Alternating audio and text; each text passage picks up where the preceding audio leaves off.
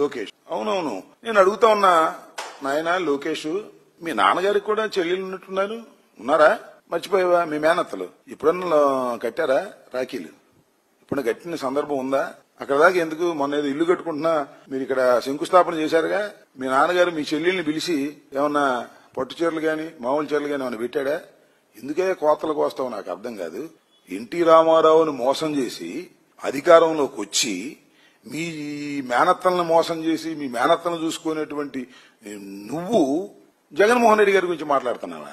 సిగ్గుండాలి దేనికైనా కూడా. ఇలాంటి పిచ్చివాగుడు వాగేటటువంటి కార్యక్రమంలో నిమగ్నమై ఉన్నట్టున్నాడు నారా లోకేష్ గారు. నారా లోకేష్ గారు కాస్త ఆలోచించి మాట్లాడుకోవాల్సిందిగా కూడా ఈ సందర్భంగా నేను చెప్తున్నాను. నారా లోకేష్ కు పని నీకెవరు చెల్లి ఉన్నట్లేరు, ఎందుకంటే నువ్వు ఒకడవి నీకు ఒకడు.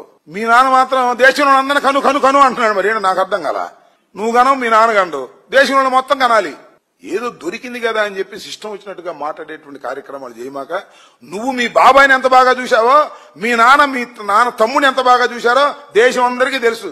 నీకు తెలియదేమో, మర్చిపోయారు అనుకుంటున్నారేమో. కాబట్టి ఇలాంటి పిచ్చి కూతలు దయచేసి కుయ్యవద్దని ఈ సందర్భంగా చెప్పదలుచుకున్నాను.